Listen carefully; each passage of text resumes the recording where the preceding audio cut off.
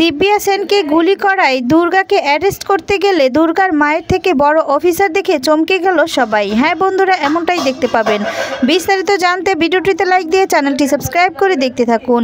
গল্পের শুরুতেই দেখা যাবে জগদ্ধাত্রীকে নিয়ে কৌশিকীরা বাড়িতে পৌঁছে যায়। কৌশিকী রাজনাথকে বলছে, কাকুমণি তুমি কি কিছু শুনেছো? রাজনাথ বলছে, আমি শুনিনি তো, কোর্ট শুনেছে, ভরা আদালতে শুনেছে, সবাই শুনেছে। এত বছর পর জগদ্ধাত্রী আবার কথা বলতে পেরেছে। আর রাজনাথ তখন কাঁদতে কাঁদতে জগদ্ধাত্রীকে বলে, আমিও শুনতে চাই জগদ্ধাত্রী। জগদ্ধাত্রী, আমি তোমার শ্বশুর মশাই রাজনাথ মুখার্জি, তুমি একবার আমাকে বাবা বলে ডাকো, একবার ডাকো। আমি জানি তোমার সঙ্গে আমি অনেক অন্যায় করেছি। আমি তোমার কাছ থেকে তোমার সন্তানকে তুলে নিয়ে গিয়ে অনাথ আশ্রমে রেখে এসেছি।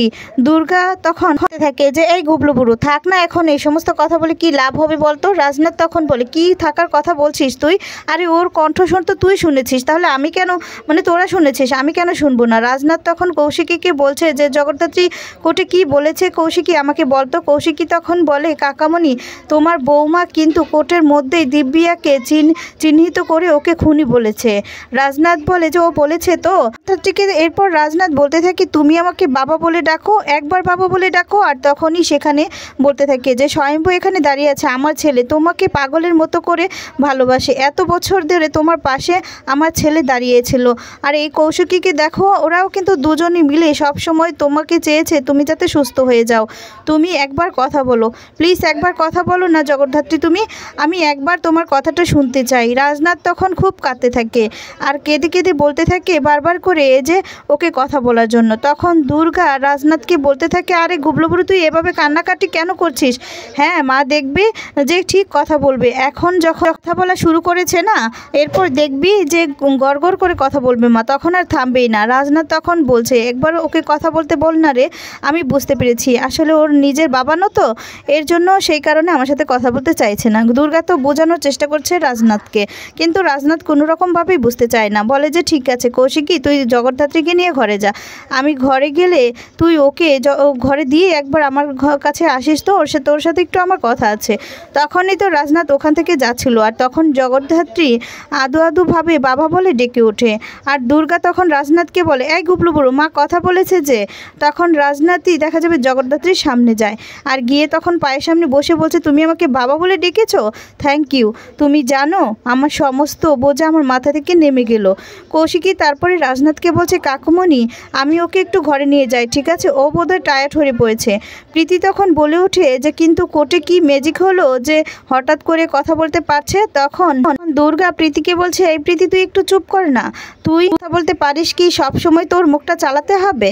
প্রীতি বলে, কি বলতে চাইছো তুমি বলো তো? আর দুর্গা বলে, তুই ম্যাজিকের কথা বললি না, ম্যাজিকটা না কোর্টে হয়নি, প্রথম ম্যাজিকটা হয়েছিল বাড়িতে, বুঝতে পেরেছিস? আমার মা প্রথম কি বলে সমর্থন করেছিল কি জানিস তো? আর তখন দুর্গা তখন বলছে যে, সমর্থন দুর্গা বলে করেছিল, আমাকে প্রথম নাম ধরে ডেকেছিল, আর সেটা না তোর বোঝার ক্ষমতা নেই, বুঝতে পেরেছিস? আর তখন বলে, তোর দরকারও নেই বোঝার। আমরা যখন মায়ের জন্য কোর্টে লড়াই করছিলাম না দাঁড়িয়ে, এই পরিবারের 3টে মানুষ আমার মায়ের দিকে আঙুল তুলছিল, ওরা ভেবেছিল যে আমি হয়তো জগদ্ধাত্রী মুখার্জি সেজে কোর্টে বসে আছি। ওরা আমার মায়ের সঙ্গে মানে অনেক তোরচার করেছে, মায়ের সঙ্গে অনেক খারাপ ব্যবহার করেছে কোর্টে দাঁড়িয়ে। ওরা কি মানুষ? ওদের না ওই মজা কোর্টে বের করে দিতে হবে সবকটার। দুর্গা তখন কৌশিকীকে বলছে, মাকে নিয়ে ঘরে যেত, ভালো লাগছে না। এই বলে কৌশিকী যখন জগদ্ধাত্রীকে নিয়ে যাবে তখন মেহেন্দি আর বৌদিহি হাজির হয়। মেহেন্দি তখন বলে যে, তুমি কি মনে করেছো যে তুমি কেসটা জিতে গিয়েছো? তখন দুর্গা বলে, আমি নই, আমার মা কেসটা জিতে যাবে, আর তখন দিব্যা সেনেরই সাজা হবে, এটা না আমি চ্যালেঞ্জ করে গেলাম। দুর্গা তখন দুর্গাকে বলে যে, তোমার মায়ের শেষ রক্ষা করতে পারবে তো? দুর্গা তখন বলে, মানে? বৌদিহি বলে, দিব্যা সেন এবার সর্বশক্তি নিয়ে ঝাঁপিয়ে পড়বে। কি জানি, আমার মন তো বলছে যে এই যে জগদ্ধাত্রী আবার মৃত্যুর মুখে পড়বে, এবার হয়তো আর নাও ফিরতে পারে। স্বয়ম্ভু তখন বৌদিহিকে বলে, আপনি কি মা? বৌদিহি চিৎকার করে বলে যে, হ্যাঁ আমি মা, তবে এই উৎসবের মা। দুর্গা তো খুব রেগে যায় আর তখন বলে, তোকে আমি একটা কথা বলি, কান খুলে শুনে রাখ, এটা না তোর দিব্যা সেনকে বুদ্ধি দিবি আর তোর ফুলটুসি ফুলকোমরেকে এটা বুঝিয়ে দিবি যে তুই নিজেও ভালো করে বুঝে নিবি।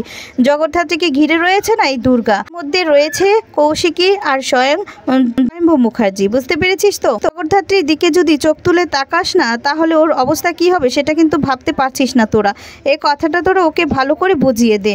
বৌদি আর মেহেন্দি তো থোতা মুখ একদম ভোতা করে দিয়ে ওখান থেকে চলে যায় দুর্গা। তখন বৌদিকে বলে, এতদিন তো অনেক কিছুই করলে কিন্তু কিছুই তো করতে পারলেন না। পরিবারে না এখন শান্তি আনো, এসব নোংরামও বন্ধ করো। বৌদি বলে, কি নোংরামো, কি বন্ধ করব? আমার ছেলে এখনও কাস্টাডিতে আছে, সে কতটা কষ্ট। তুমি ছেলেকে বাড়িতে ফেরাও, তারপরে আমাদের পরিবারে সম্পূর্ণ হবে, পরিবারটা শান্তিতে ফিরে আসবে, তার আগে নয়। এই বলে বৌদিহি সেখান থেকে চলে যায়। আর তখন বড় ঠাম্মি রাজনাথকে বলছে, বৌদিহির কথায় কিছু মনে করো না, ওর এখন মাথাটা ঠিক নেই। তবে বৌদিহির কথাটাও কিন্তু উড়িয়ে দেওয়ার মতো নয়। পরিবারটাকে তুমি আবার আগের মতো করতে চাইছো, বাড়ির সবাইকে আবার আগের মতোই থাকতে হবে। উৎসব কিন্তু এই বাড়ির ছেলে, তারও কিন্তু এই বাড়িতে অধিকার আছে। এই বলেই তো তখন বড় ঠাম্মি সেখান থেকে চলে যায়। কৌশিকীর বর তখন রাজনাথকে বলছে, কাকুমণি আপনি একদম চিন্তা করবেন না, আপনার পরিবারটা একদম ঠিক থাকবে। শুধু সম্ভব যে দুর্গা যদি চায় আর আমার স্ত্রী যদি কৌশিকী চায়। আর তখন ওপর দিকে কৌশিকীকে ফোন করে, আর তারপর দেখা যাবে কৌশিকী বুঝতে পারেন ফোন করেছে, লিলিপুট ফোন করেছে। আর লিলিপুট তখন নিজের নামটা বলে, আর বলে যে টিটুর নামটা শুনেছেন তো, টিটুর বাবা তুষার তীর্থ আমার পাশেই আছেন। একটু আগে নিউজ চ্যানেলে দেখছিলাম সবকটা, যে ফলো করে দেখলাম যে সব ঘটনা খুলে বলা হচ্ছে। জগদ্ধাত্রী মুখার্জি ওরফে জাসান্নাল নাকি বেঁচে আছেন, তাই না? সে নাকি আবার কোর্টে গিয়েছিল সাক্ষী দিতে। কৌশিকী বলে, লিলিপুট? কোন লিলিপুট? আর তখন দেখা যাবে লিলিপুট বলতে থাকে, জাসান্নালের জন্য এত বছর যে জেলে ছিল, তার সঙ্গে টিটিও ছিল। টিটু ক্রিকেট খেলোয়াড় ছিল, সে জাস্ট শেষ হয়ে গিয়েছে, লাইফটা জাস্ট শেষ হয়ে গিয়েছে। ইনফ্যাক্ট ক্রিকেটে আর ঢুকতেই পারছে না। ওর সব থেকে ভালোবাসা ছিল ক্রিকেটে, স্বপ্ন ছিল ক্রিকেটের। ওর স্বপ্ন ছিল যে ও জাতির হয়ে খেলবে, কিন্তু জাসান্নালের জন্য সমস্ত স্বপ্ন নষ্ট হয়ে গিয়েছে। কিন্তু দেখুন আজকে এই একটা বড় নিউজ পেলাম যে জাসান্নাল নাকি বেঁচে আছে। যাই হোক, আঙ্কেলের সঙ্গে কথা বলুন। লিলিপুট তারপর তুষার তীর্থকে ফোনটা দেয়। তুষার তীর্থ ফোন ধরে কৌশিকীকে বলছে যে, ভেবেছিলাম আমার ছেলে কেরিয়ার নষ্টটা হলেও জগদ্ধাত্রীর কেরিয়ারটা নষ্ট করতে পেরেছিলাম, শেষ করতে পেরেছিলাম, কিন্তু না, ও আবার কথা বলছে, আবার ও মুখ খুলছে। নিউজ হয়ে গিয়েছে চারিদিকে, আর তার মধ্যেই চাপা পড়ে গিয়েছে আমার ছেলের কান্না, আমার ছেলের স্বপ্ন, সমস্ত কিছু, ডিপ্রেশন, সমস্ত কিছু। ও না ছাড়বে না, ও মাঠ ছেড়েছে, ব্যাটিং ছেড়েছে, বলিং ছেড়েছে, কিন্তু জগদ্ধাত্রীকে ছাড়বে না, আমি বলে দিলে। কি তখন বলছে, তা কি করবেন আপনি, শুনি যে আপনি কি করবেন? আর তখন তুষার তীর্থ হাসতে হাসতে বলে যে, কি করব, ওর এমন অবস্থা করব যে ও চেয়ারটা পর্যন্ত জুটবে না কপালে।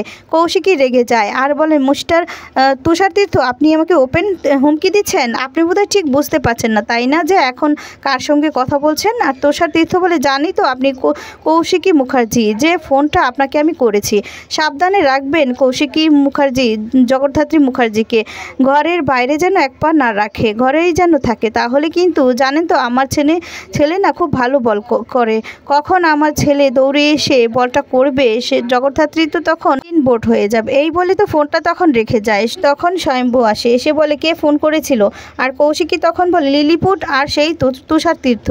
স্বয়ম্ভু বলে, তুষার তীর্থ মানে যে ক্রিকেটের খুনে সাজা পেয়েছিল?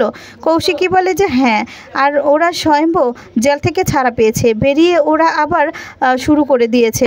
তখন কৌশিকীকে বলছে, ছেড়ে দিয়ে লাভ নেই, ওই দুটোকে না আমি ভালো করে রেস্টুরেন্টে গিয়ে চেকেছিলাম, ওরা আর এই মুখে জীবনেও হবে না। আর তখন স্বয়ম্ভু দুর্গাকে বলছে, তুই ওদেরকে চিনিস না, তুষার তীর্থ, লিলিপুট, টিটুল, ওরা তিনজন এক জায়গায় থাকলে না কি যে হবে সেটা তুই বুঝতে পারছিস না। জগদ্ধাত্রী কিন্তু অনেক বড় বিপদ। দুর্গা তখন বলে, কোনো বিপদ হবে না, আজ থেকে আমি জাসান্নাল হিসেবেও কাজ করব আর দুর্গা হিসেবেও কাজ করব। এর পরবর্তীতে দেখানো যাবে যে দিব্যা সেনকে দুর্গা গুলি করেছে, কারণ জগদ্ধাত্রী ক্ষতি আবারও করতে চেয়েছিল। আর তখনই সেই খুনের দায়ে ওকে অ্যারেস্ট করতে আসলে তখন দেখতে পায় যে জগদ্ধাত্রী থেকেও বড় অফিসার হয়ে গিয়েছে দুর্গা। এমনটা দেখে সবাই চমকে যায়। তো বন্ধুরা, আজকের আপডেটটি তোমাদের কেমন লেগেছে কমেন্টস করে জানিয়ে দেবে। পরবর্তী আপডেট পেতে চ্যানেলটি সাবস্ক্রাইব করবে। ধন্যবাদ।